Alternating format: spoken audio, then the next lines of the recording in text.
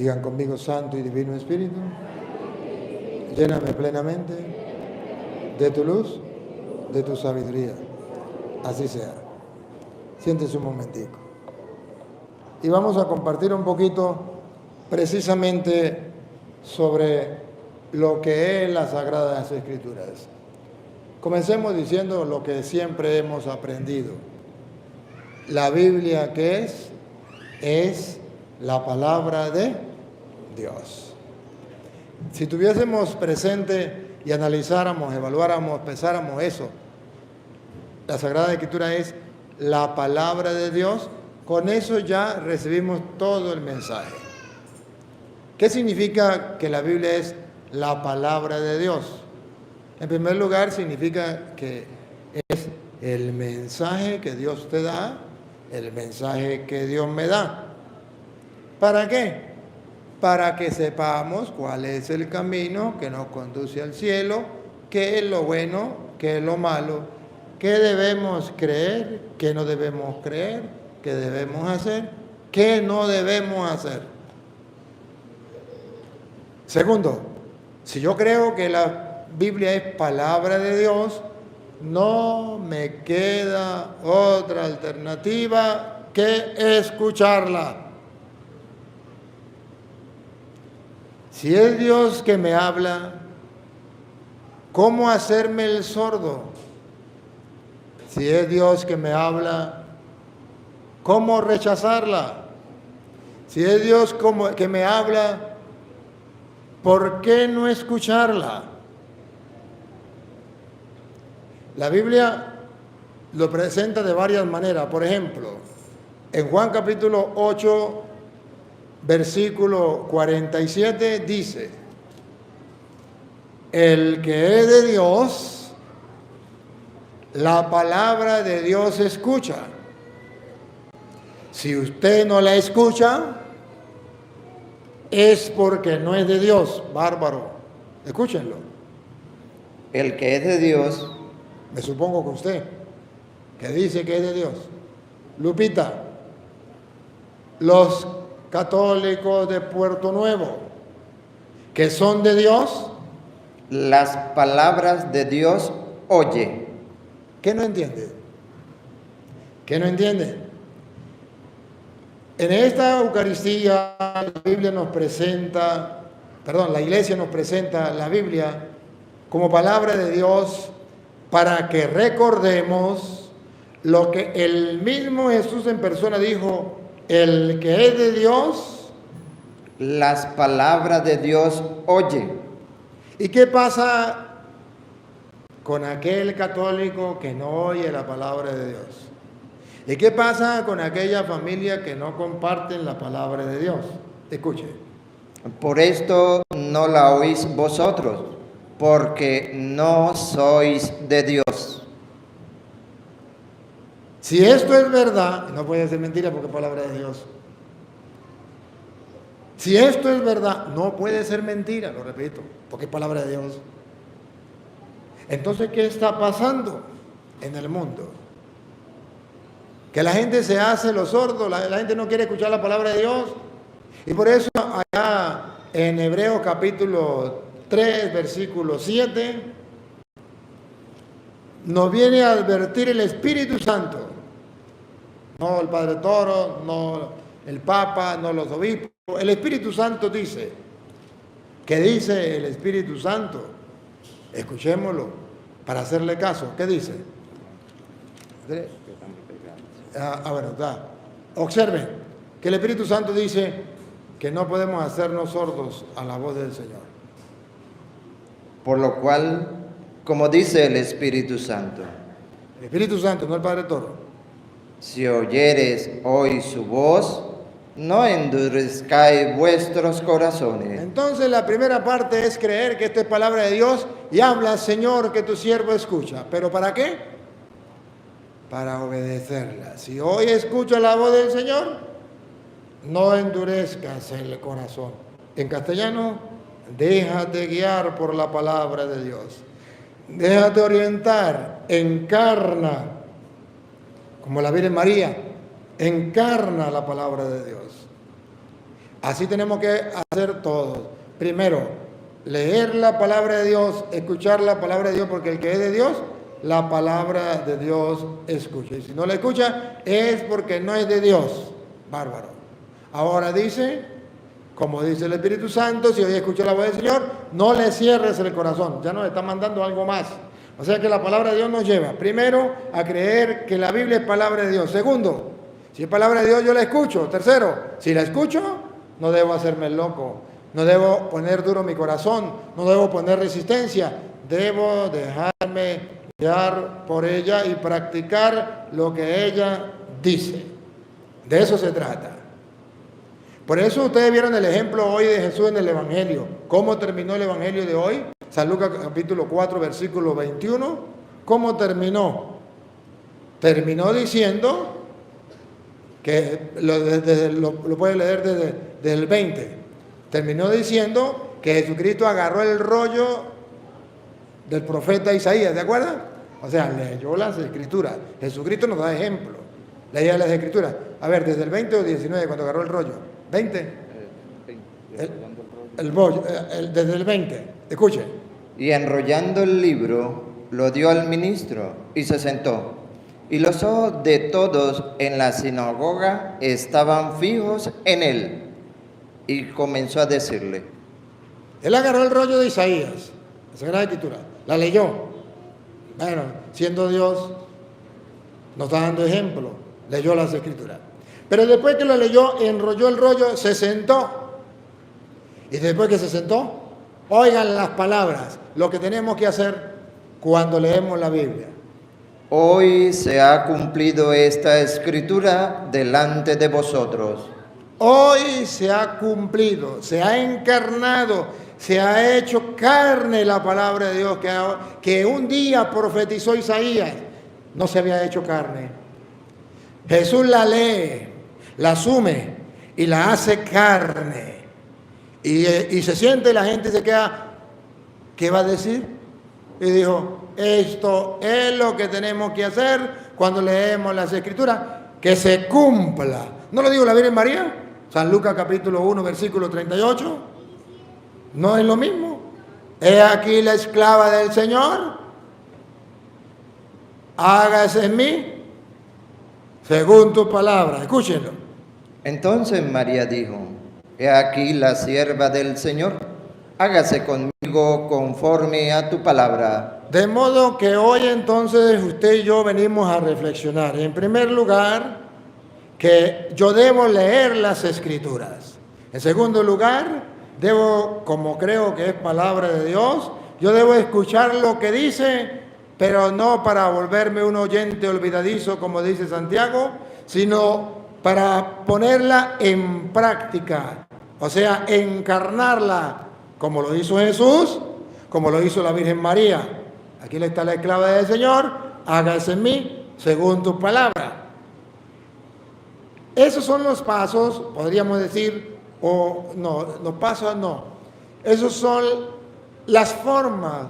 Ay, ¿qué palabra encontraría yo? Por ahora dejémosla así como la forma. Al leer la palabra de Dios y al creer, no, lo que me compromete, mejor. ¿A qué me compromete cuando yo creo que es palabra de Dios? Primero, a leerla o escucharla. Segundo, practicarla. El tercero, predicarla. Y cuarto, defenderla. Cuando hay quienes la quieren distorsionar. Hoy encontramos un problema. Cristianos que sí leen la palabra de Dios, pero que no la practican. Otros, cristianos que leen la palabra de Dios, sí la practican, pero no la predican. Ya es un error también. Otros, que puede ser que la escuchen, la practiquen, la prediquen, pero no la defienden. Es un error. Podríamos decir que son 4 deberes. 1, leerla para conocerla. 2, encarnarla, practicarla. 3, predicarla. 4, defenderla. Esas 4 deberes para con la palabra de Dios que conlleva nuestra fe, todo cristiano debe practicarla. Y se lo voy a mostrar con capítulos y versículos. Se lo voy a mostrar con capítulos y versículos. Primero yo tengo que buscar la manera de conocer la palabra de Dios, escuchar la palabra de Dios. ¿Cómo comenzó el Evangelio? Lucas 1:1. ¿Cómo comenzó? El Evangelio de hoy comenzó diciendo que Lucas le escribe a Teófilo. Es Teófilo de usted, soy yo. ¿Y qué dice? Puesto que ya muchos han tratado de poner en orden la historia de las cosas que entre nosotros ha sido ciertísima, tal como nos lo enseñaron los que desde el principio lo vieron con sus ojos y fueron ministros de la palabra.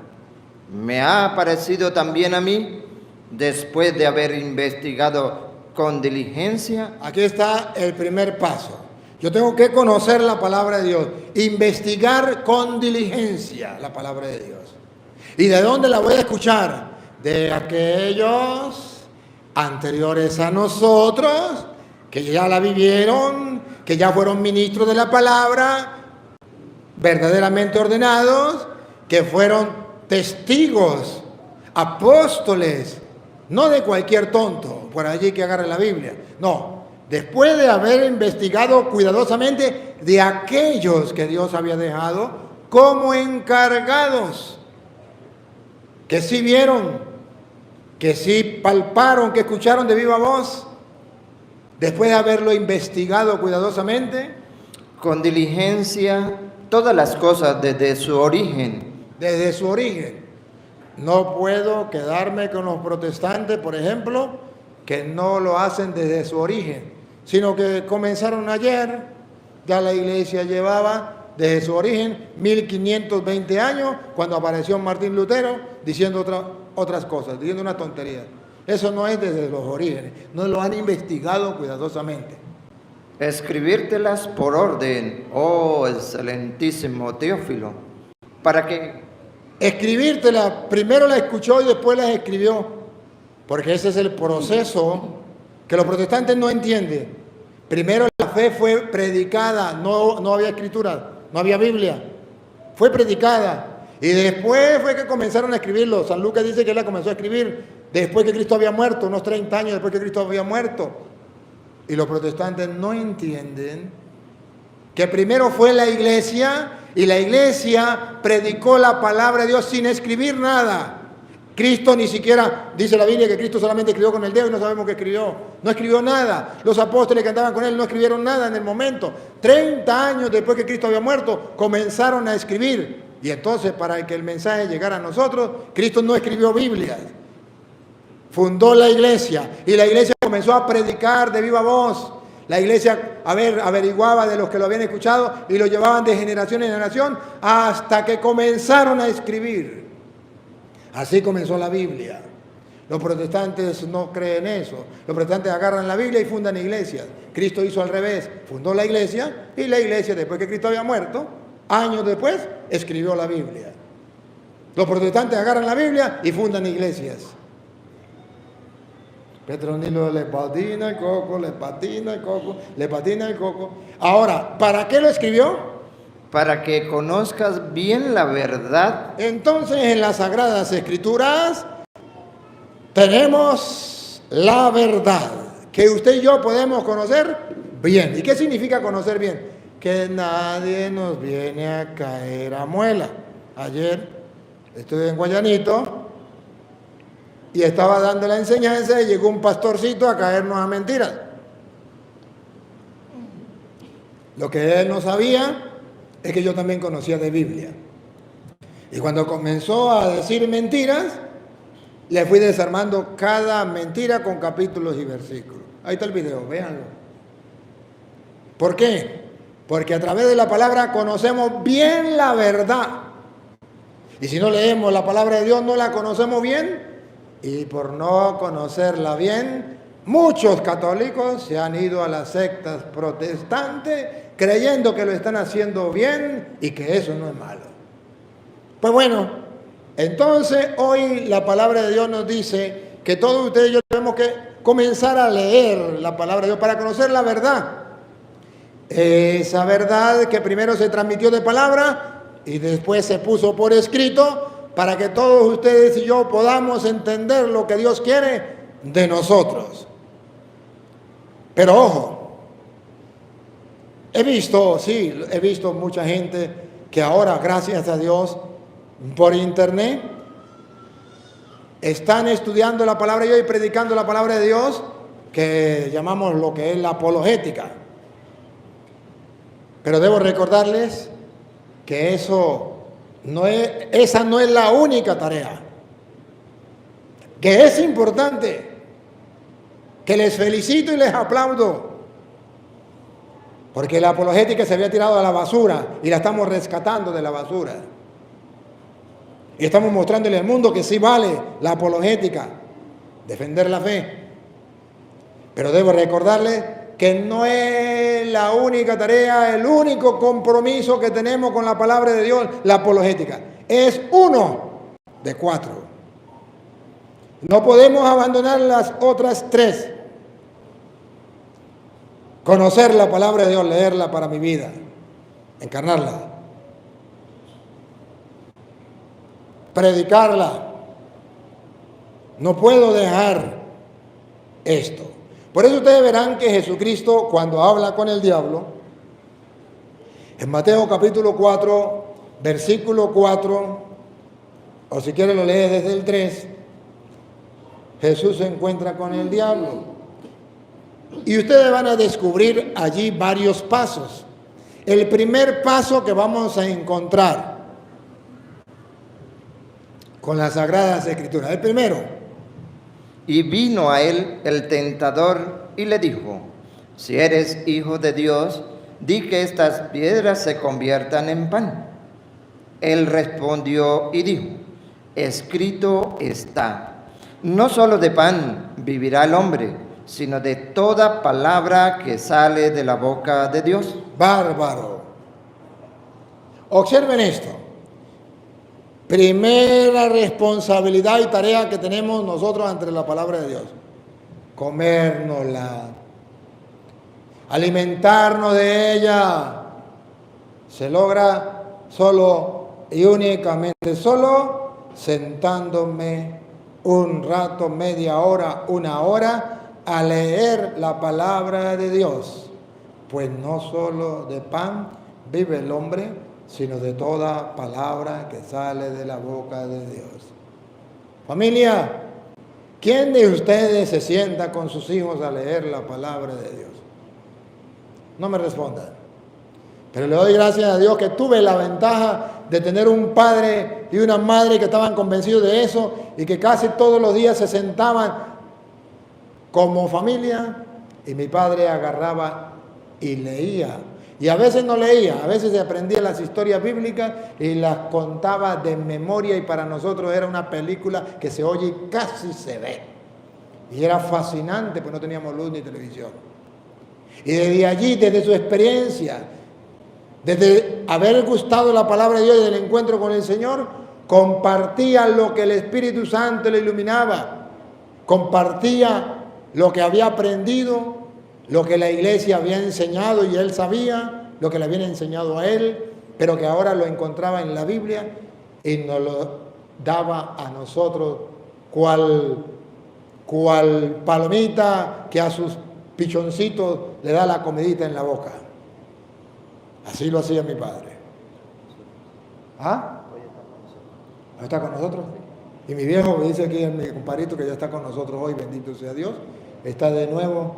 ¿Dónde está mi viejo? ¿Por aquí? ¿Qué es que está por aquí? Está de nuevo mi viejo. Gracias, mi viejo, por estar aquí. Me dicen que ya está en la misa hoy y viene con nosotros. Y bendito sea Dios, después de tanto tiempo de estar por fuera enfermo, ya lo tenemos de nuevo en medio de la comunidad. Un aplauso para mi viejo querido que nos acompaña hoy en la Eucaristía y que ha sido para mí un gran ejemplo de escuchar, de leer la palabra del Señor. Y ojalá que toda la familia pudieran hacer lo mismo que mi viejo hacía con nosotros. Después de llegar, él trabajaba en la bomba, después de llegar, dormía un ratico porque te trasnochaba y llegaba y compartía la palabra de Dios. Y yo no sabía de dónde le venía a mi padre esa sabiduría, porque era muy sabio, ustedes lo saben. Y todo el mundo buscaba un consejo del sabio, una orientación en la familia, cualquier persona. Y un día él trabajaba de vigilante allá en la Pedrera, cuando era la gente ahí buscaban petróleo, la petrolera. Y me llevaba, yo estaba pequeñito. Y recuerdo que una noche él decía, bueno, como de 11 a 1, decía, voy a descansar un ratico. Usted esté pendiente. Y me dejaba pendiente. Y yo miraba que encima de la mesa tenía un librito. ¿Y qué libro será? Pero tocarle el libro, papá, me daba miedo, me agarraba con las manos en la masa, me daba una paliza. No, mejor no lo toco. Pero un día me aseguré que papá estaba bien dormido, lo miré bien y salí corriendo y agarré el libro y lo abrí, decía la Santa Biblia. Y dije, bárbaro, papá lee la Biblia en el trabajo. Y agarré y me puse a hojear la Biblia y a leerla. Cuando sentí que papá se iba a parar ya, porque ponía la alarma, yo dije, la dejé igualitico. Y agarré la maña que siempre que papá me acostaba, me ponía a leer la Biblia. Yo antes no conocía la Biblia, ni sabía que era la Biblia, no la había tenido en mis manos. Así aprendí yo de la Biblia. La escuchaba de papá, él no la predicaba, pero yo nunca había tenido contacto con ella. Y comencé a leerla desde allí, desde esa vez, porque mi padre tenía la costumbre, y tal palo, tal la astilla. Si el maestro enseñó, el alumno aprendió. Y uno copia lo bueno o lo malo. Debería siempre aprender lo bueno. Tristemente a veces aprendemos lo malo, pero tenemos que aprender lo bueno. Pero fíjense ustedes cómo Jesucristo dice, primera enseñanza de Jesucristo, no solo de pan vive el hombre, sino de toda palabra que sale de la boca de Dios, que en castellano significa, la vida espiritual de todo cristiano se alimenta, se empapa, se nutre de la palabra de Dios. Si no, vean un ejemplo. Yo no soy un sacerdote extraterrestre. Yo no vine de la Luna y no vine del planeta Marte. Pero a muchos de ustedes les gusta cómo hago las reflexiones bíblicas o las homilías con la palabra de Dios. ¿Por qué lo hago? Porque he creído lo que Jesús dice, no solo de pan vive el hombre, sino de toda palabra. Y me empapo de la palabra y cada vez hablo y predico. Y he predicado, ayer predicamos como 4 horas, ¿no? Ella decía, el hijo de Miguel, éramos la 1, ya tengo hambre. Pero le gustaba. Y cuando salimos dijo, le pregunté qué tal, dijo, muy bello, muy bonito. Y tenía hambre, pero no importa, ya era tarde. 4 horas. Y la gente estaba, ¿por qué? Porque no solo de pan vive el hombre, sino se alimenta, se nutre de la palabra de Dios. Pero eso sí, para yo poder darles a ustedes la palabra de Dios, ¿no creen que primero tuve que sentarme yo a leerla? ¿O cómo hago yo para decirle a compadrito, busquen tal capítulo y tal versículo, sin tener un papel aquí, sin tener una guía, nada? ¿No será que antes me la comí? Sí, porque creo lo que dice Jesús. No solo de pan vive el hombre, sino de toda palabra que sale de la boca de Dios. Y de ahí me nutro, de ahí me alimento, y de ahí alimento al pueblo, ahí alimento a la gente que está a través de las redes sociales. ¿Estamos en vivo? ¿Cuántos tenemos ahorita en vivo? Tenemos 872 en vivo, otros lugares, que también están escuchando y se alimentan diario de la palabra de Dios. Y la gente dice, es que hay algo distinto, hay algo agradable, hay algo que gusta. Sí, no puede fallar Jesús. No solo de pan vive el hombre, sino de toda palabra que sale de la boca de Dios. Por eso Ezequiel, ahorita volvemos para acá, compadrito, márquela. Por eso Ezequiel, capítulo 3, versículo 1, Dios le dice a Ezequiel que para poder predicar, que es la otra parte de lo que tenemos hoy explicando, la primera es yo conocer la palabra de Dios. Pero antes de comenzar a predicarla, yo tengo que comerme ese rollo, ese libro. Ezequiel 3 lo dice claro, como Dios le dice al profeta, y se lo dice a ustedes y a mí, a través del profeta, que debemos devorarnos ese libro. Me dijo, hijo de hombre, come lo que haya, come este rollo y ve y habla a la casa de Israel. Primero dice la Biblia que yo tengo que comerme ese libro y después ir a predicar. No solo basta con comérmelo yo, alimentarme yo. Yo tengo que alimentar a otros. Pero no solamente debo alimentar a otros, yo tengo que alimentarme yo. Porque el peligro es que yo los alimente a ustedes, pero que no me alimente yo. Ese es el peligro. O también que yo me alimente yo, pero no los alimente a ustedes. Es un peligro. Por eso en el capítulo 2, versículos 7 y 8, de ahí mismo, Ezequiel 2, 7 y 8, vean primero el 7. Les hablarás pues mis palabras. ¿Cómo va a alimentar al pueblo? Hablándole la palabra, predicándole la palabra. Escuchen o dejen de escuchar. Hay gente que va a escuchar, hay gente que no va a escuchar. Hay gente que va a decir, el cura se la fumó verde, este está loco, y otros que van a decir, está predicando la palabra de Dios, vamos a escucharle. Porque son muy rebeldes. Ya la palabra de Dios dice, ¿cuál es el problema que nos vamos a encontrar, el obstáculo? ¿Por qué la gente no quiere predicar? Porque aquellos a quienes se le va a predicar, dice la Biblia, son muy rebeldes. Bárbaros. ¿Por qué no hay misioneros? ¿Por qué no hay gente que predique? Porque aquellos a que se les va a predicar son muy rebeldes. ¿Por qué hay curas que ya no quieren predicar? Porque el pueblo se ha puesto muy rebeldes. La gente ya no quiere escuchar la palabra de Dios. Pues entonces nosotros, comenzando por los curas y los obispos, decimos, pues no quieren escuchar, pues tampoco les predico nada. Para no ofenderlos, para que no se sientan mal, porque yo no tengo que meterme en la vida de los demás. Pero la Biblia dice, oye, va a ir a predicarles, pero tenga presente que son una casa muy rebelde. Repítelo de nuevo el 7. Les hablarás pues mis palabras, escuchen o dejen de escuchar, porque son muy rebeldes. Listo. La tarea entonces, compromiso con la palabra de Dios, es que yo me empape de ella y vaya a predicar, sabiendo que hay gente que es muy rebelde, grosera, patana y atea y de todo. ¿A mí qué me importa? Pero luego dice que no solamente tengo que predicarlo, oiga, que lo que predico yo tengo que creerlo, que lo que predico yo tengo que vivirlo, que lo que predico yo tengo que esforzarme de alimentarme de allí. Escuche. Mas tú, hijo de hombre. Yo y tú, cada uno de nosotros, otra vez. Mas tú, hijo de hombre. Mas tú, hijo de hombre. Oye lo que yo te hablo. No importa que los demás sean rebeldes con la palabra de Dios, que no les importe, que se hagan los sordos, pero tú y yo, escucha lo que te digo. No me importa. Por eso ustedes verán que a mí no me importa lo que me digan, que me critiquen, que me insulten, que me maldigan católicos y protestantes. Pregúnteme si me importa. De ahí saco yo esa frase, pregúnteme si me importa. Y dicen que soy un grosero. No, es que aquí está.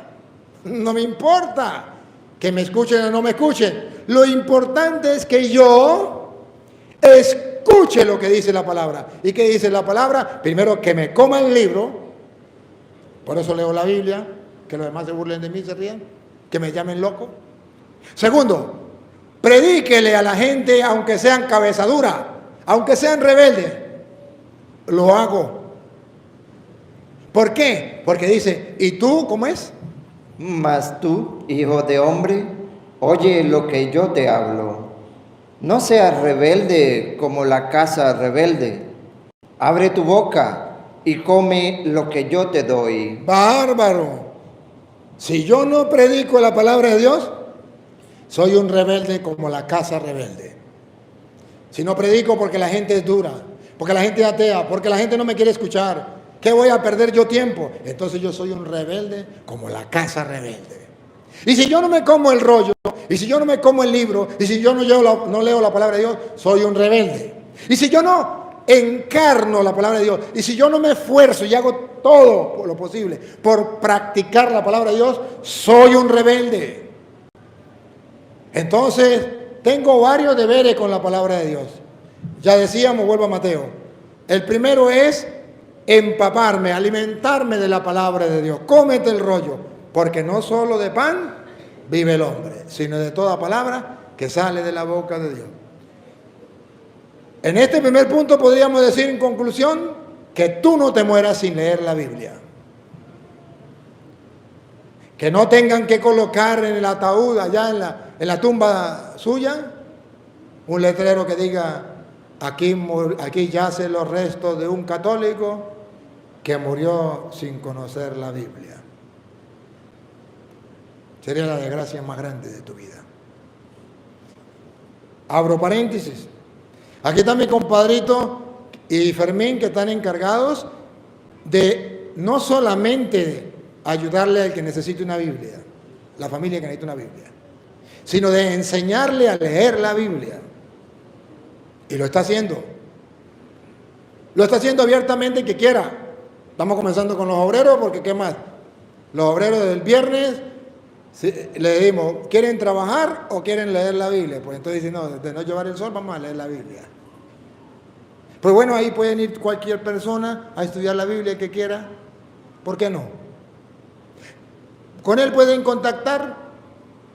Yo sé que una Biblia cuesta, la Biblia está alrededor como de $30, $25. Y yo sé que ustedes no lo van a encontrar. Por eso hago el esfuerzo de buscar, por otro lado, Biblia, gente que nos ayuda. Y hoy aprovecho para agradecerle. Y le doy la Biblia para que ustedes la tengan y la lean. Si la tienen, no. Si la leen, sí.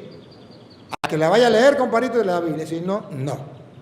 Y con el compromiso de que vaya a la enseñanza y aprenda a buscar un capítulo, aprenda a buscar un versículo. Nadie nació aprendido. Aprendemos y comienza a alimentarse no solo de pan, sino de toda palabra que sale de la boca de Dios. Mi sueño es que todo Puerto Nuevo, toda la familia de Puerto Nuevo tengan la Biblia y se alimenten de la palabra de Dios, como dice Cristo. No solo de pan vive el hombre, sino de toda palabra que sale de la boca de Dios. Los viernes a las 2:30 de la tarde en Las Palmas. Ahí tiene, cualquier persona que quiera. Segundo, no solamente la primera, la segunda parte que Jesucristo nos presenta en la tentación es, escuche lo que sigue. Entonces el diablo le llevó a la santa ciudad y le puso sobre el pináculo del templo y le dijo, si eres hijo de Dios, échate abajo, porque escrito está, a sus ángeles mandará acerca de ti, y en sus manos te sostendrán para que no tropiece con tu pie en piedra. Mire lo que hizo Jesús.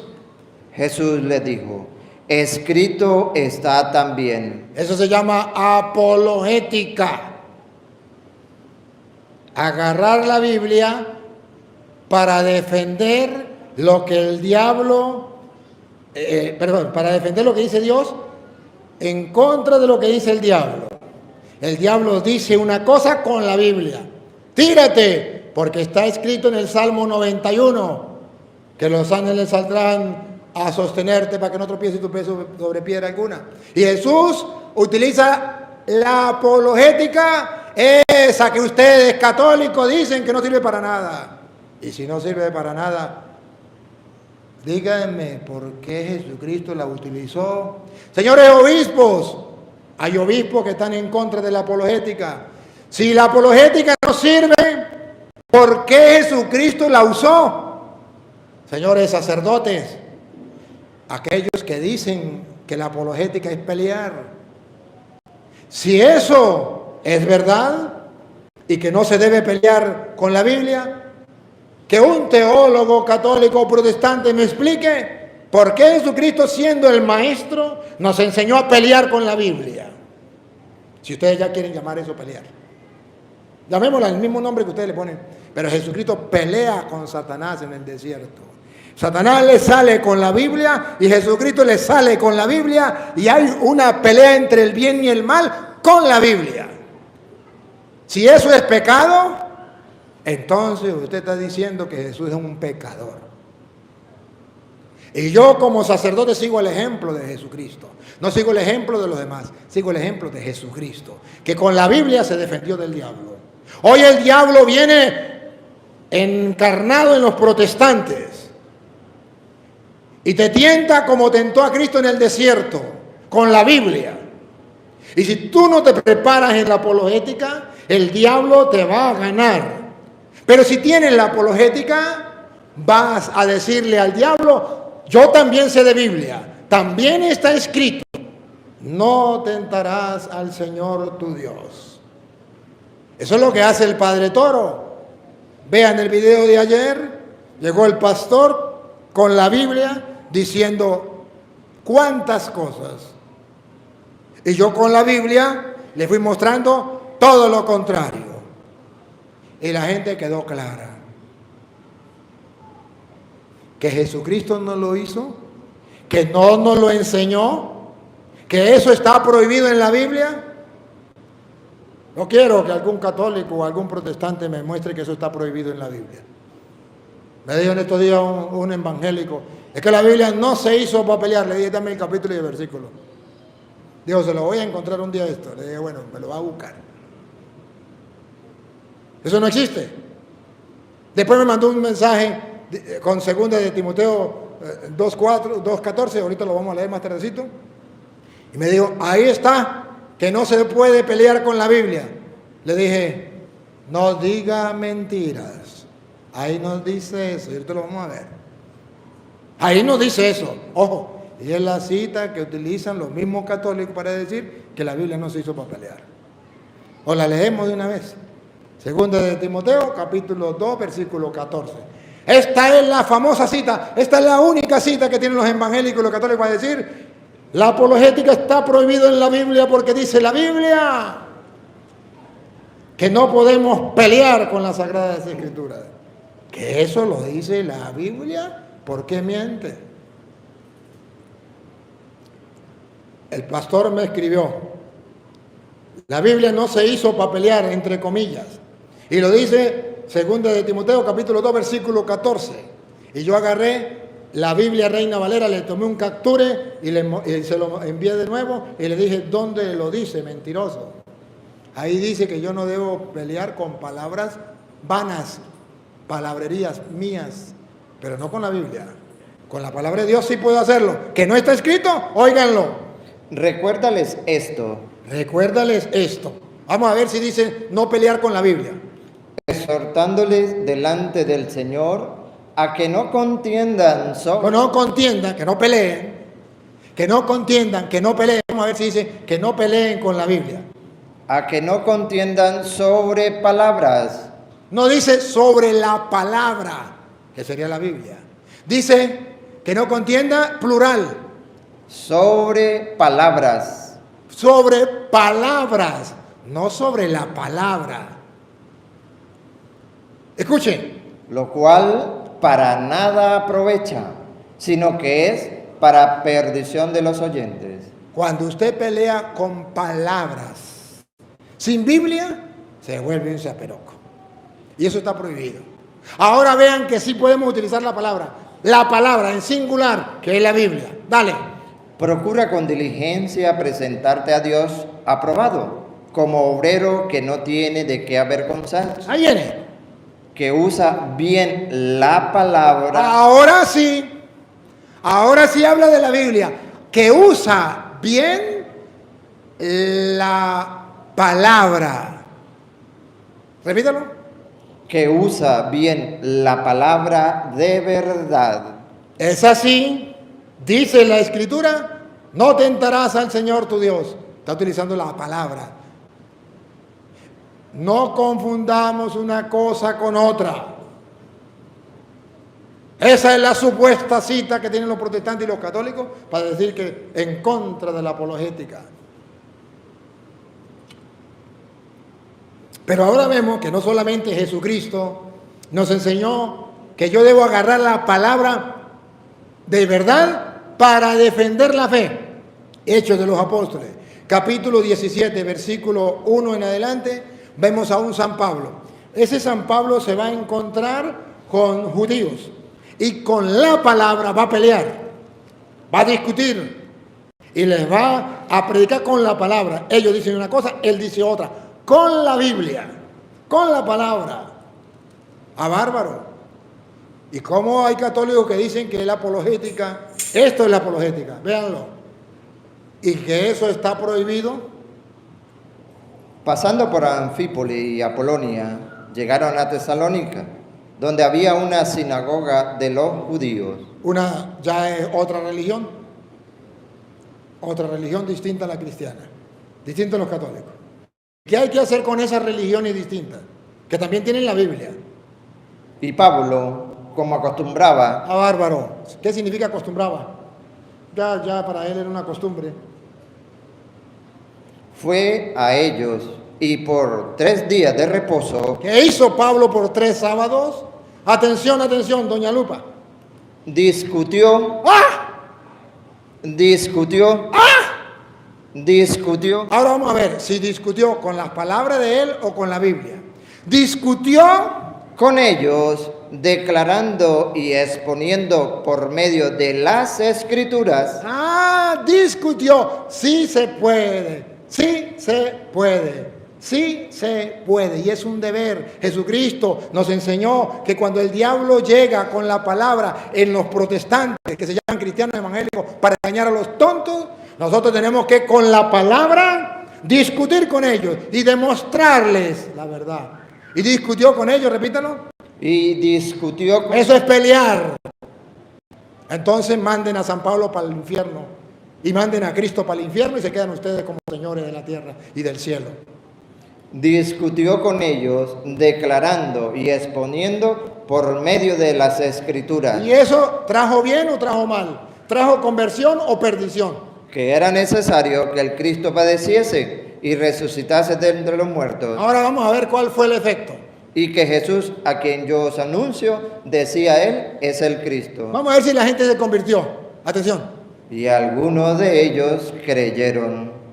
Y algunos de ellos creyeron. Entonces la apologética es una manera de predicar que la gente se convierta. Pero no solamente lo hizo Pablo. Después llegó Hechos de los Apóstoles, capítulo 18, versículo 27. Llegó un judío llamado Apolo y practicaba igual que Pablo. Escuchen. Y queriendo él pasar por Acaya, los hermanos le animaron y escribieron a los discípulos que le recibiesen. Y llegado él allá, fue de gran provecho. ¿Por qué fue de gran provecho? Pongan atención. Una persona que haga esto es de buen provecho. ¿Por qué fue de gran provecho en la iglesia? A los que por gracia habían creído, porque con gran vehemencia refutaba públicamente a los judíos, demostrando por las Escrituras que Jesús era el Cristo. Eso se llama apologética, que no está en la Biblia. La ignorancia es atrevida.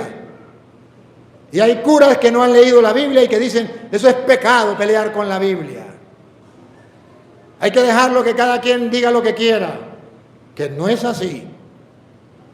Es un trabajo que debemos hacer y es una responsabilidad que todos tenemos y que han dejado. Por eso los protestantes llevan 500 años haciendo lo que les da la gana, porque no había existido un cura que lo frenara, que le dijera esto es así, porque habían tirado la apologética a la basura y resulta que los primeros padres de la iglesia utilizaban la apologética y así defendieron la fe. Y los apóstoles también. Tenemos que retomar la apologética, pero ojo, recuerdo a los que trabajan con la apologética. La apologética no es la única manera de leer las Escrituras y exponer las Escrituras.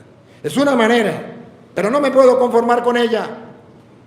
Tengo que empaparme primero, llenarme yo, alimentarme yo de la palabra de Dios, vivirla, encarnarla, y después sí. Entonces aquí nos encontramos a un Jesús peleando con el diablo. Mateo otra vez 4, ya vamos como en el 6.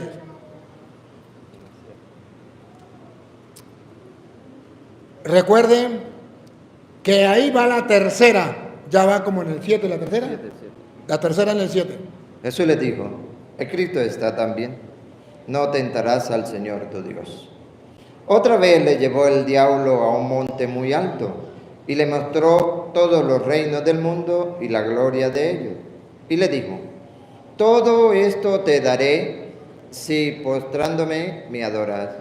Entonces Jesús le dijo, vete, Satanás, porque escrito está, al Señor tu Dios adorarás y a Él solo servirás. Cuando el diablo quería hacer que Jesús adorara a otro que no sea Dios, todo esto te daré si te postras y me adoras. Entonces Jesucristo agarró las Sagradas Escrituras para descubrir que solo a Dios se debe orar y para predicarle al diablo y al mundo que solo a Dios se ha de adorar. De modo que la Biblia sirve para predicar el camino que nos conduce a la salvación o predicar el bien, predicar la verdad en medio de un diablo que predica mentiras. Todo esto te daré si te postras y me adoras. Jesús entonces dice, eso es un error, eso es falso, eso es mentira. La verdad está escrito. Entonces la Biblia nos conduce a la verdad. Solo al Señor tu Dios adorarás. Bárbaro. La Biblia nos pone con claridad la verdad. Es una luz para nuestros pasos. Con razón el Salmo 105 dice, lámpara es tu palabra para mis pasos, luz en mi sendero. Cuando yo leo la palabra de Dios, entra un rayo de luz que se llama sabiduría y me ayuda a descubrir, esto es malo, no lo hago. Esto es bueno, lo hago. Pero no solamente la sabiduría, me da la fuerza porque yo puedo saber qué es lo bueno y no hacerlo. Entonces la palabra de Dios, por la acción del Espíritu, me va impulsando poco a poco a ir corrigiéndome, a ir mirando esto está mal y tengo que ir corrigiéndome. Y la palabra de Dios me da ánimo. Y las veces que caiga, porque soy humano y puedo caer, la palabra de Dios me va diciendo, ánimo, puedes levantarte de nuevo. Pero sigue adelante, no desmaye. Y la palabra de Dios me va guiando para yo poder seguir los pasos. Es una lámpara para mis pasos, luz en mi sendero. Salmo 119, 105. Lámpara es a mis pies tu palabra y lumbrera a mi camino. Entonces yo puedo detectar qué es lo bueno, qué es lo malo y puedo ver qué es lo que yo puedo hacer. Pero también puedo tener la luz, como lo tenía mi padre cuando nos decía a nosotros hay dos caminos. El camino del bien y el camino del mal. Y nos decía, esto está mal, esto está bien. Ustedes en la escuela, en el liceo, en la universidad, se van a encontrar gente que los van a conducir al mal. Ustedes ya saben cuál es el bien. No se dejen llevar por esos caminos. Y cuando la gente le decía, usted tiene a sus hijos pequeños, lo tiene en la casa, y por eso es que no los han dañado. Pero deje que un día agarren la universidad o el liceo y verá que se pierden como todos los jóvenes. Mi papá decía, no, yo he sembrado la semilla. Yo he cultivado. Eso es cuando no se siembra la semilla. Eso es cuando no se le enseña al hijo. Pero ellos ya saben qué es lo bueno y qué es lo malo. Y puede ser que un momento el hijo agarre malos caminos. Pero la palabra sembrada nunca dejará de decirle las cosas y habrá una conversión, un regreso al camino.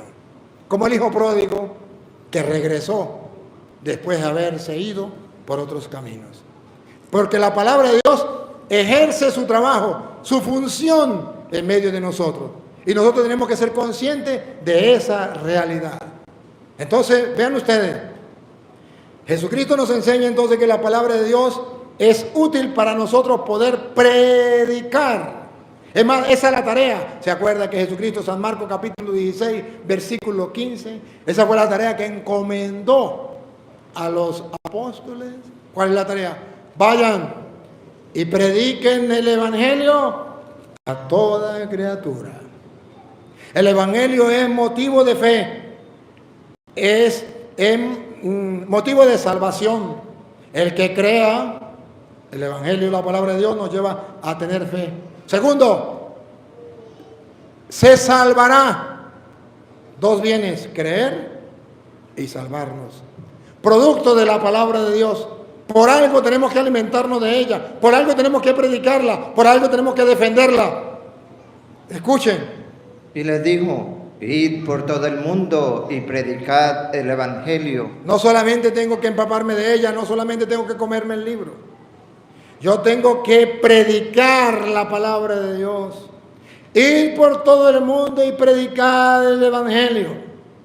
Ya sé que ustedes no pueden ir por todo el mundo como me toca a mí, pero lo pueden hacer en su pueblo, lo pueden hacer en su familia, lo pueden hacer con los compañeros de trabajo, lo pueden hacer con sus hijos, lo pueden hacer con su hermano, con su esposa, con su esposo. ¿Por qué no lo haces? Ir por todo el mundo y predicar el evangelio a toda criatura. No hay excepción, también a los evangélicos. A mí me critican, ¿por qué usted se mete con los evangélicos? Culpa de Cristo, reclámenle. Él mandó a predicar a toda criatura. Me mandó a predicarle también a los protestantes. ¿Qué hago? ¿Y usted por qué le predica también a los curas? ¿Qué se ha creído? ¿Usted más que ellos? No, Señor, lejos de mí creerme más que ellos. Sino que Jesucristo me dio una orden. Vaya y predíquele a toda criatura. ¿Y qué son los curas? Criaturas de Dios también. ¿Y qué se ha creído usted para predicarle a los obispos? Nada. Solamente que la orden que me dio el Señor, vaya y predíquele a toda criatura. Y los obispos son criaturas también, son criaturas. Son mi respeto, mi admiración, son mis pastores. Le rindo homenaje, le debo obediencia y mándenme por donde quiera y yo obedezco. Ningún obispo me puede decir que no le he obedecido. Y me siento orgulloso de obedecerle. Pero cuando tengo que predicarle, le predico también a los obispos. Porque el mandato es claro, vaya y prediquen el evangelio a toda criatura. ¿Qué es lo que no entienden? A mí qué me importa que esté el obispo, que esté el papa, que esté el cura. A mí qué me importa. La palabra de Dios es para todos. ¿Listo? Ya. Unos pueden estar a favor, otros en contra, digan lo que quieran. Pero la palabra de Dios es para todos.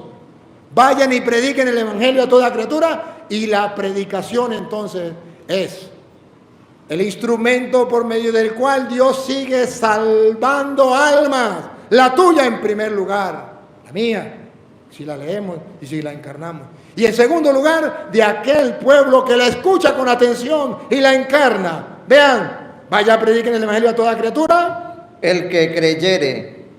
La predicación de la palabra produce, hace que brote, hace que nazca la fe. Esa fe que no se compra en una bodega, que no se compra en una farmacia, nace de la predicación de la palabra. Por eso el diablo no quiere que ustedes prediquen, porque no quiere que haya fe en sus hijos. Por eso el diablo no quiere que los curas prediquemos, porque no quiere que haya fe en el pueblo. Por eso el diablo no quiere que las predicaciones lleguen a los demás, porque no quiere que el mundo se salve. Vaya a predicar el evangelio a toda criatura. El que crea la predicación de la palabra, la escucha de la palabra, hace que nazca, que brote la fe, porque es la semilla del reino. Téngala ahí. Lucas capítulo 8, versículo 11. ¿Cuál es la semilla del reino que hay que sembrar? La palabra de Dios es la semilla.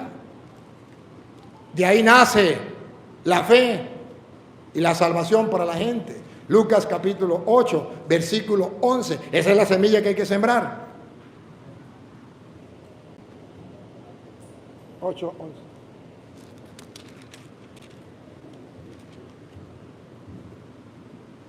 Se fue Lucas de aquí. Esta es, pues, la parábola. La semilla es la palabra de Dios. Listo. Listo. La semilla que hay que sembrar para que nazca la fe y para que llegue a tener un fruto de la salvación es la palabra de Dios. Seguimos entonces con Marcos. Hay que sembrar la semilla para que nazca y dé fruto. Nace la fe y el fruto, la salvación.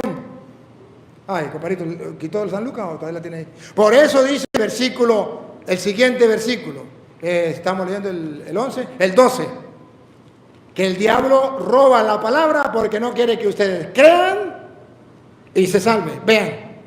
Y los de junto al camino son los que oyen, y luego viene el diablo. Aquí aparece Satanás. El diablo, ¿qué hace el diablo? Y quita de su corazón la palabra. Les roba la palabra. ¿Para qué? Miren, porquería de diablo. ¿Para qué nos roba la palabra? Para que no crean y se salven. Porque el diablo no le interesa que usted crea. Y el diablo no le interesa que usted se salve. Y por eso una persona que está en contra de la predicación está en contra de la fe y en contra de la salvación. Por eso aquellos católicos que me critican porque yo predico la palabra de Dios son instrumentos del diablo que les quiere robar la palabra al mundo para que no crean ni se salven. Y como estoy convencido de eso, trataré de predicarle la palabra de Dios hasta que me dejen o hasta que me muera. El día en que no me dejen predicar, por obediencia no predicaré. Y donde no quieran que predique, pollo, peletas, donde no te llamen, no te metas. Pero mientras me dejen predicar, o mientras me muera, predicaré la palabra de Dios para que el mundo crea y se salve. Pues dice Marcos, vaya, prediquen el evangelio a toda criatura, el que crea. El que crea y fuere bautizado será salvo. Esa es mi tarea, salvar almas para Dios. ¿Cómo? Predicándoles la palabra de Dios y diciéndoles que deben creer en la palabra, o sea, encarnarla, o sea, vivirla, o sea, practicarla, o sea, no haciéndose los sordos, sino dejándose iluminar por esa palabra. En primer lugar yo, porque ustedes no saben lo que yo sufro cuando leo la palabra de Dios. Y la palabra de Dios me golpea y no le saco el cuerpo, no soy torero, no le digo ole, no, me dejo golpear. Lloro en silencio y le digo, Señor, que tu palabra transforme mi vida. Ayúdame a encarnarla cada día más. Y trato todos los días de encarnar, y Dios sabe que es así, de encarnar la palabra. Y cuando la palabra de Dios me ilumina, me hace ver que esto no está bien, lucho. Y cuando fallo, me levanto y sigo adelante. Porque ese es el camino que Dios nos llama y nos deja. Y que todos tenemos que seguir.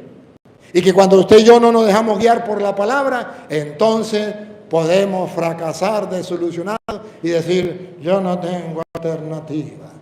¿Quién podrá salvarme? Yo soy un pecador y aquí me quedo tirado.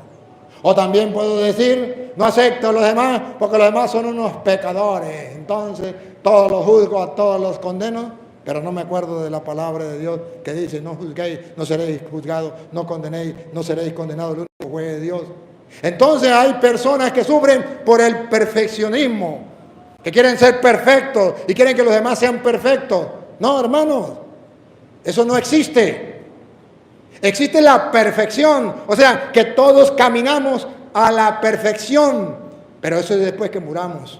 Aquí no existe el perfeccionismo, aquí no hay nadie perfecto. Y cuando a usted le enseñaron que tenía que ser perfecto, que usted no se podía equivocar, le engañaron. Cuando a usted le enseñaron que su papá no se podía equivocar, le engañaron. Cuando a usted le enseñaron que su mamá no se podía equivocar, le engañaron. Cuando a usted le enseñaron que su esposo no podía equivocarse o su esposa, le engañaron. Cuando le dijeron que su hijo no podía equivocarse, le engañaron. Cuando le dijeron que el cura no podía equivocarse, le engañaron. Eso es perfeccionismo. Eso no es bíblico, eso es diabólico.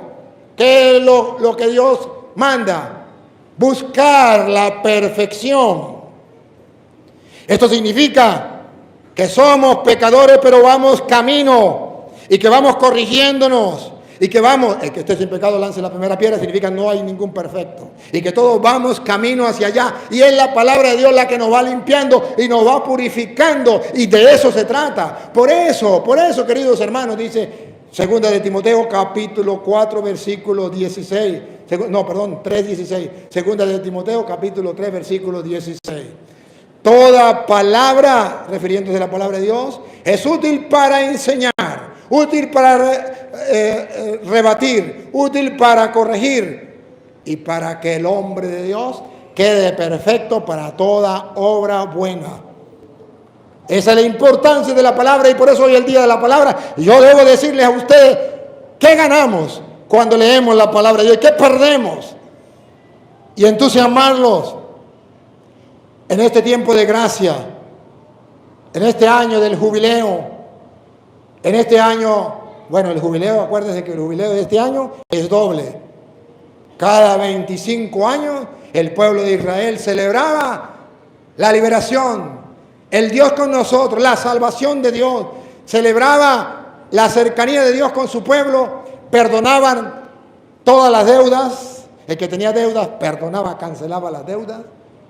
Era una fiesta, era sentirse todos amados y perdonados por Dios. El que tenía enemigos perdonaba, si a alguien le debía tanto perdonaban la deuda, cancelaban esa deuda. Y todo era una fiesta porque se sentían hijos de Dios y vamos a gozar de la salvación que Dios nos trae. Y eso era el jubileo. Y estamos en el año jubilar por dos motivos. El primer motivo es porque estamos como el pueblo de Israel 25 años después del 2000, cada 25 años. 2025 más el primer jubileo del siglo XXI. El primer jubileo. Después viene a los 50, otro jubileo, después a los 75, de 25 en 25, el jubileo. Y en este jubileo es el jubileo de la esperanza. ¿Y qué es la esperanza? La esperanza es que la palabra de Dios, yo espero, pero llama esperanza, de que se cumple cabalmente. Fallará el cielo, la tierra, el mar, antes que falle la palabra de Dios. Y yo creo que eso se cumple. Eso se llama esperanza. Yo espero que eso sea cierto. Y Dios no miente. Se llama esperanza. Y es jubileo. ¿Y sabe por qué es jubileo también? Porque yo estoy cumpliendo 25 años de ordenado.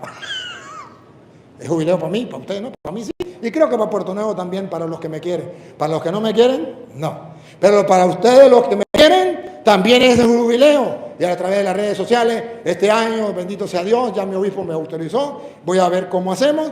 Y voy a celebrar el jubileo de la iglesia y el jubileo de mi vida sacerdotal. Por algo Dios lo quiso, es un regalo. Yo no lo cuadré, fue Dios que lo cuadró. Que coincidieran los dos jubileos. Plata. Y el otro jubileo, ya será la de oro si estoy vivo, pero también coincide. Cada vez que haya jubileo en la iglesia, coincide con las bodas mías. ¿Verdad? Qué bonito, ¿no? Entonces, fíjense ustedes, hay el jubileo de la esperanza y ese jubileo, gracias a Dios, voy a ver si lo celebro en diversas partes. Ya comenzó el año 25 y ya estoy comenzando el jubileo y por eso estoy predicándolo a ustedes aquí, lleno de júbilo y celebrando con ustedes. Y lo voy a celebrar en diversos lugares. Ya mi obispo me dio permiso, voy a predicar en diversos lugares y allá a lo mejor compartiré con otros países, otras personas, este regalo de Dios. A lo mejor por las redes ustedes lo verán. Y en este jubileo, yo no puedo dejar de pasar un toquecito. En este jubileo la iglesia entonces nos invita a tener la esperanza, que significa que creamos que la palabra de Dios se cumple. A ver, y en este jubileo es para celebrar la salvación de Dios. Y ustedes no se dan cuenta que la iglesia dice que ese jubileo es para la indulgencia plenaria también. Y la indulgencia plenaria es para el perdón pleno, total, absoluto que Dios nos da a nosotros. Para quedar limpio, blanco como la nieve. Para quedar nuevecito, nuevecito, nuevecito. Ya, indulgencia plenaria.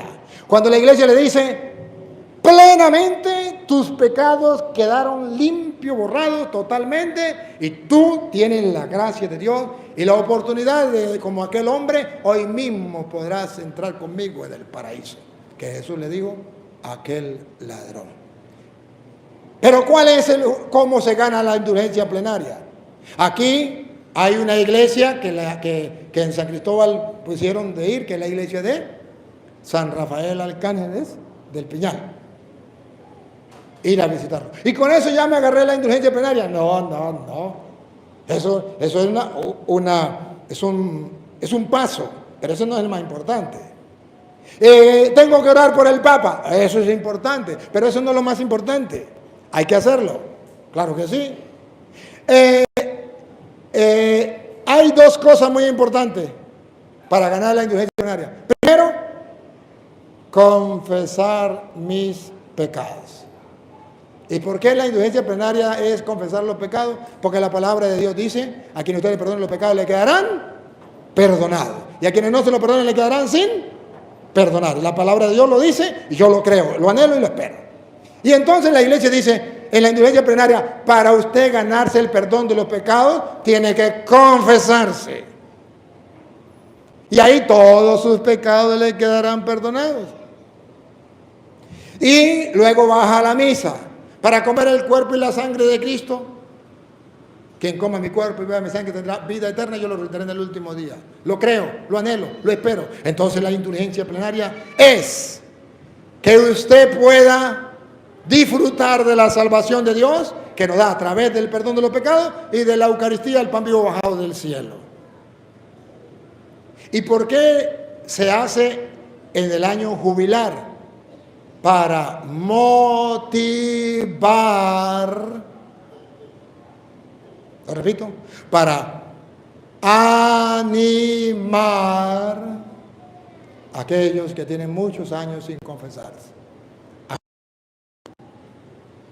Pero Padre, esto quiere decir que si yo me he confesado los pecados otro día, que no sea en el año jubilar, en los otros años no se me han perdonado. Sí se le han perdonado todos sus pecados.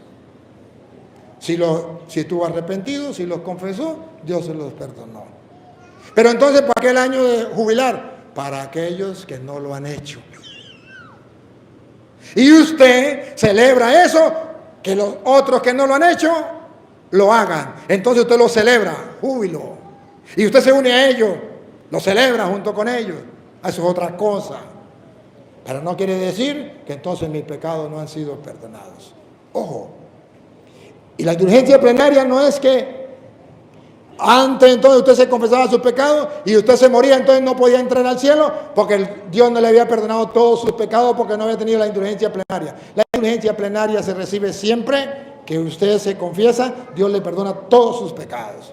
Pero esto es especial. ¿Por qué es especial? Primero, porque animamos a los que no se han confesado. Segundo, nos unimos a ellos y gozamos de eso. Y tercero, porque cuando uno peca, siempre queda la inclinación hacia el pecado. Por ejemplo, una persona que vive en concubinato, díganme, cuando usted se rejuntó por primera vez, ¿usted no sentía la conciencia que le decía que eso era pecado? Sí. Pero ahora que lleva 10 años viviendo en concubinato, ahora ni cuenta ya que eso es pecado. Ya se acostumbró al pecado. Una persona que mate por primera vez, esa noche no duerme. Y anda como perro con gusano. Y después mató a otro, y mató a otro, y mató a otro, y ya mata a uno y como que nada. Ya se acostumbró al pecado.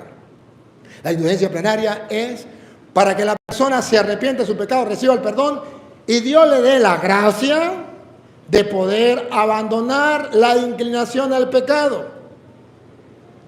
He escuchado, pero no es lo que dice la iglesia, lo que dice la Biblia, que hay personas que han enseñado que cuando uno se confiesa, Dios le perdona pero no olvida.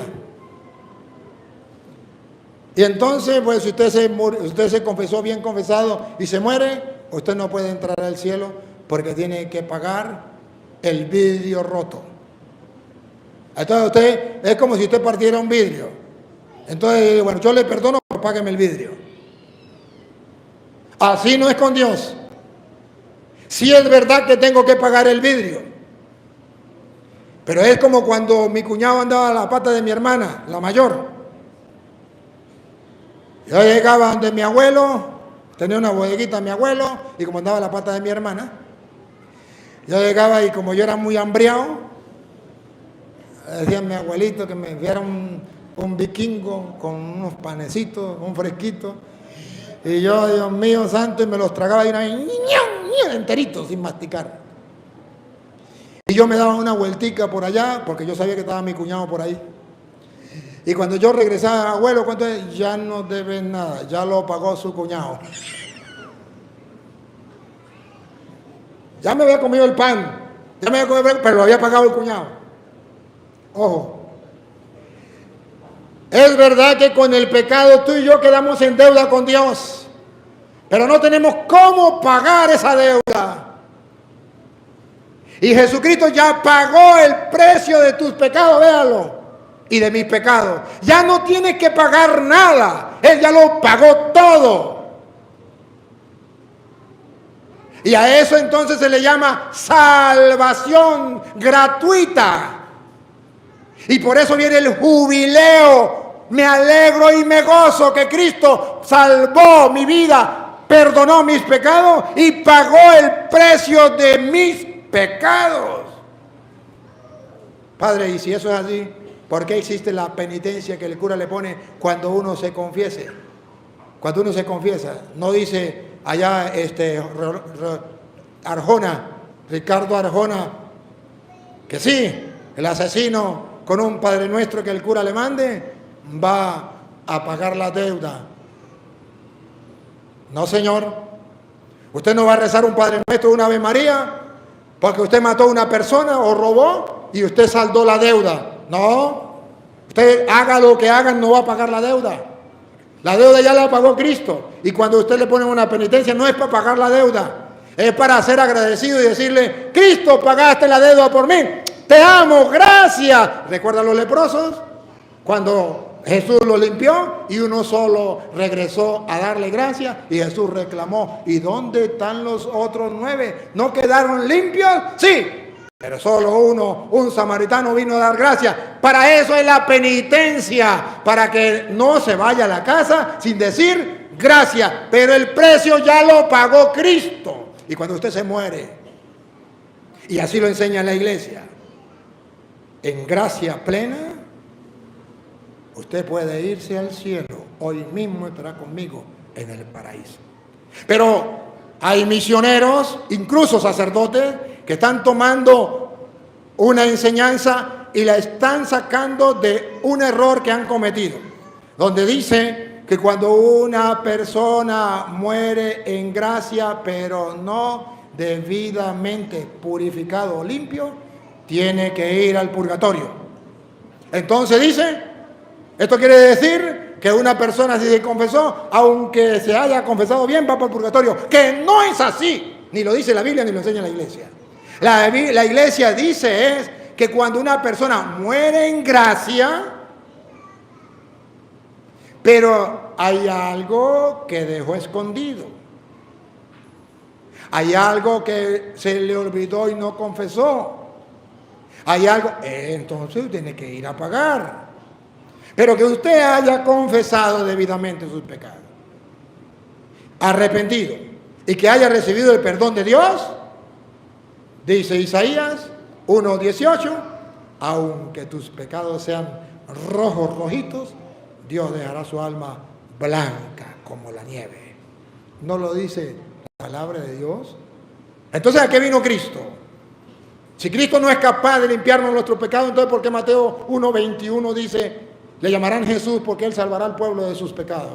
Entonces, ¿por qué San Juan 1:29 dice: ese es el Cordero de Dios que quita el pecado del mundo? Que me digan entonces por qué. Entonces, ¿qué es lo que celebramos? Entonces, ¿por qué decimos evangelio, buena noticia? Entonces, ¿por qué nosotros los cristianos celebramos esto? ¿Qué es lo que celebramos entonces, si no es la salvación? No debemos dejarnos engañar. Sí tenemos que saber por qué lo hacemos. Y tenemos que aprovechar lo que la iglesia nos regala. El jubileo, la indulgencia plenaria, tomémosla. Yo escuchaba a alguien que decía algo así como que la pena temporal, la pena no sé qué, cuando uno peca. Bueno, miremos una muchacha, por ejemplo, tuvo relaciones con su novio. ¿Cometió pecado o no cometió pecado? Sí, se confesó, arrepentida. El sacerdote le dio la absolución. ¿Quedó perdonada o no quedó perdonada? Sí, esa culpa fue perdonada. Pero queda la culpa, ¿cómo le dije que llamaba? ¿Cómo? Temporal. ¿Y cuál es la temporal? Que en esa relación quedó preñada. Ahora pregunto, ¿y cuando para no va a sufrir? Está pagando lo que hizo. Esa es la pena temporal. Pero si se muere no quiere decir que no quedó perdonada. Quedó perdonada. Un borracho, una persona se emborrachó y agarró la moto y se fue a toda mecha, se estrelló. Y allá quedó con las piernas partidas. Y fue el cura, el padre, mire, yo me tomé, y se arrepiente y se confiesa. ¿Le quedan perdonados sus pecados o no? Y la pena temporal tiene que pagarla. Ahí queda en cama postrado hasta que se mejore. Es la pena temporal. Pero eso no tiene nada que ver con la salvación eterna. Eso no tiene nada que ver con que el alma ha sido limpia y purificada. Es otra cosa. Pero cuando Dios perdona, ¿se acuerda? Como dice David, misericordia, Señor, por tu bondad, por tu inmensa compasión, borra mi culpa, lava del todo mi delito, limpia mi pecado, pues yo reconozco mi culpa, tengo siempre presente mi pecado, contra ti solo pequé, cometí la maldad que aborrecí. En la sentencia tendrás razón, en el juicio brillará tu rectitud. Mira que en la culpa nací, pecador me consiguió mi madre. Te gusta un corazón sincero y en mi interior me inculca sabiduría. Rocíame con el hisopo y quedaré limpio. Lávame, quedaré más blanco que la nieve. El gozo y la alegría, que se alegren los huesos quebrantados. Aparta de mi pecado tu vista, borra en mí toda culpa. Oh Dios, crea en mí un corazón puro, renuévame por dentro con espíritu firme, no me arrojes lejos de tu rostro, no me quites de tu santo espíritu. Si llevara cuenta de los delitos, Señor, ¿quién podría resistir? Pero de ti procede el perdón y así funde respeto. Y por último, la segunda de Corintios 5, 18, todo proviene de Dios que nos reconcilió consigo por medio de Jesucristo y a nosotros nos dio el ministerio de la reconciliación. Y dice, ¿qué significa ese ministerio de reconciliación? La confesión, que es ya no tomar en cuenta los pecados. Léalo, porque es la palabra de Dios que nos ilumina. Para eso la tenemos. Y todo esto proviene de Dios, quien nos reconcilió consigo mismo por Cristo. Él pagó el precio. Ya estamos reconciliados. Él pagó el precio. Cristo. Y nos dio... Pero no todo eso. Ahora nos dio lo que tenemos que hacer en este año jubilar. La reconciliación, vea. Y nos dio el ministerio de la reconciliación. Eso es el jubileo. Ya Cristo pagó nuestro precio. Pero a nosotros los sacerdotes nos dejó el ministerio de la reconciliación. ¿Y qué significa eso? Vean, que Dios perdona los pecados completamente. Vean. Que Dios estaba en Cristo reconciliando consigo al mundo. ¿Qué significa eso? No tomándoles en cuenta a los hombres sus pecados. ¿Qué es lo que no entienden? Pero el diablo ha tratado de meter en la iglesia gente que diga que Dios no es capaz de perdonar sinceramente los pecados. Que Dios es como un ser humano que perdona pero no olvida. Yo lo agarro en la bajadita, usted me las paga. Que no es así. Y ese se llama jubileo, donde jubilosamente, alegres, celebramos que Dios nos lleva cuenta de nuestro pecado. Pero para eso tenemos que confesarnos y celebrar la Eucaristía. Bueno, hermano, quisiera tratar de terminar, pero no termino. O sea, terminar con la palabra de Dios, pero es mucha tela que cortar. Mejor termino hasta aquí y otro día le doy otro poquito. Pero no olviden que la palabra de Dios es el alimento que todos nosotros tenemos para nutrir nuestra alma y tener la vida eterna. Papá Dios, gracias, porque a través de tu palabra podemos encontrar el camino a la salvación, saber qué es lo bueno, qué es lo malo. A ti, Dios, que quieres que todos los hombres se salven y lleguen al conocimiento de la verdad, dice la gloria, el honor, el poder, la adoración por los siglos de los siglos.